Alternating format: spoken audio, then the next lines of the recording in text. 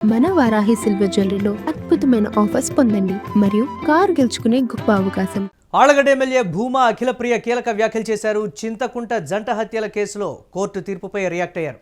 చట్టాలు కోర్టులపై నమ్మకం ఉందని కూడా అఖిలప్రియ చెప్పారు.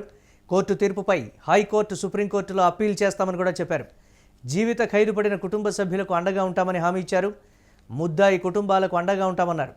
భూమా కుటుంబాన్ని నమ్ముకున్న వారికి న్యాయం చేస్తామని చెప్పారు. రేపటి నుంచి మా రాజకీయంలో మార్పులు చూస్తారంటూ చెప్పారు. ఎవరిని ఎక్కడ ఉంచాలో వారిని అక్కడే ఉంచుతామని కూడా చెప్పారు.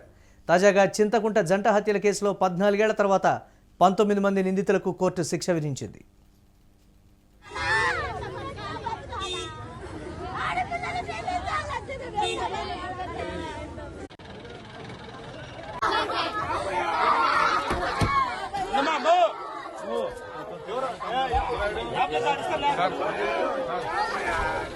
ఈరోజు నంద్యాల కోర్టులో గత కొన్ని సంవత్సరాల క్రితం జరిగిన double murder case, Chinthakuntla double murder case విషయంలో కొంతమందికి శిక్ష పడడము, లైఫ్ ఈరోజు జడ్జి గారు తీర్పు ఇవ్వడం జరిగింది. ఏదేమైనా చట్టాన్ని అందరూ గౌరవించాలా, చట్టము తీసుకున్న నిర్ణయాన్ని డెఫినెట్గా గౌరవించి తీరాల్సిందే. కానీ ఇదే చట్టము న్యాయ పోరాటము కేవలము కింది స్థాయి వరకే కాకుండా పై స్థాయికి వెళ్ళి న్యాయం దొరికేంత వరకు కొట్లాడడానికి కూడా అదే చట్టము అవకాశం కూడా ఇచ్చింది. ఎవరైతే ఈరోజు ఈ ఏరియా చాలా మంది అనుకోవచ్చు, శిక్ష పడిన వాళ్ళ దగ్గరికి ఎందుకు ఎమ్మెల్యే గారు వచ్చారు, ఏంటి దీంట్లో అనేది. ఈ ప్రాంతంలో గతంలో ఎప్పుడో జరిగిన ఫ్యాక్షన్ కుటుంబాలు అన్నీ చాలా వరకు కొన్ని వందల వేల ఫ్యాక్షన్ కుటుంబాలు ఉన్నాయి. అప్పుడెప్పుడో జరిగిన ఫ్యాక్షన్కి ఈరోజు తీర్పు రావడము, ఈరోజు దాదాపుగా 12 మందికి లైఫ్ సెంటెన్స్ ఇవ్వడము. వీళ్ళందరూ కూడా గతంలో ఇరు పార్టీలు అంటే శిక్ష పడిన వాళ్ళు, శిక్ష పడని వాళ్ళు, కేసు కొట్టేపించుకున్న వాళ్ళు అందరు, దాంట్లో అన్ని పార్టీలు వాళ్ళు ఉన్నారు. తెలుగుదేశం ఉన్నారు, వైసీపీ ఉన్నారు, అందరూ ఉన్నారు.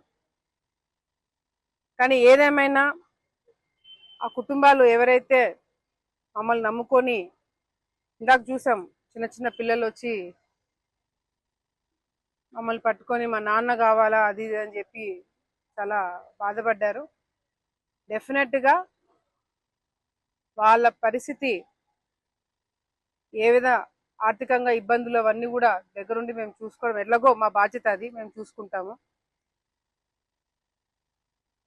ఈ శిక్ష పడిన వాళ్ళకు కూడా తర్వాత న్యాయ పోరాటము విషయంలో కూడా అన్ని విధాలుగా మేము సపోర్ట్ చేస్తాము. వాళ్ళకి న్యాయం దొరికేంత వరకు మేము కూడా వెంటనే ఉండి, అసలు ఇది డీటెయిల్గా ఇంకా డెప్త్గా హైకోర్టులో వాదనలు వినిపించేలాగా, ఎందుకంటే ఇక్కడెక్కడెక్కడ చిన్న చిన్న పాయింట్స్ మిస్ అయినవి కూడా హైకోర్టులో మేము అవి కూడా పెట్టి అవసరమైతే సుప్రీంకోర్టు వరకైనా వెళ్ళి డెఫినెట్గా ఈ కుటుంబాలని న్యాయం జరిగేటట్టుగా కూడా మేము దగ్గరుండి చూసుకుంటామని ఇక్కడున్న కుటుంబ సభ్యులు వాళ్ళందరికీ కూడా నేను భరోసా ఇస్తున్నాము. వీళ్ళకి న్యాయం జరిగేంత వరకు వీళ్ళలో ఒక కుటుంబ సభ్యురాలుగా నేను కూడా డెఫినెట్గా ఫాలోఅప్ చేస్తామని మరొకసారి తెలియజేసుకుంటూ, ఈరోజు ఇక్కడ ఇన్సిడెంట్ చూసిన తర్వాత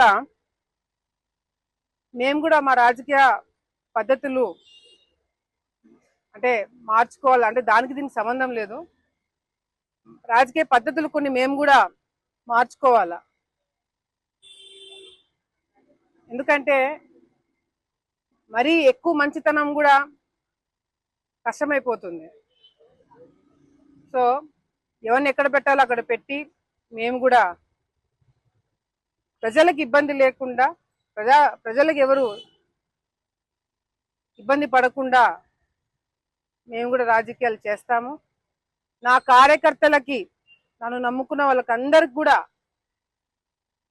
ఒక భరోసా, ఒక నమ్మకం ఇవ్వడమే కాకుండా రేపటి నుంచి డెఫినెట్గా మా తరపు నుంచి రాజకీయాలు మార్పులు డెఫినెట్గా ప్రజలు, మా ప్రత్యర్థులు, మీడియా మిత్రులు, అన్ని పార్టీలు చూడబోతారు. మేము కూడా ఎంతో నష్టపోయినాం, ఎంతో కష్టాలు పడినాం, కేసులు వేయించుకున్నాం, జైళ్ళకి పోయినాం. కొంతమందికి న్యాయం దొరుకుతుంది, కొంతమందికి న్యాయం దొరకట్లే.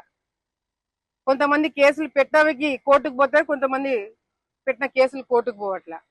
కొంతమందికి శిక్ష తప్పించుకుంటారు, కొంతమంది శిక్ష పడుతుంది. అది ఏందనేది కూడా హైకోర్టులో న్యాయం, చట్టం పైన మాకు గౌరవం ఉంది, ఇంకా నమ్మకం ఉంది. ఎక్కడో చోట ఇంకా న్యాయం జరుగుతుంది, చట్టాలు ఉన్నాయి, మనల్ని కాపాడుతారని నమ్మకం మాకు కూడా ఉంది.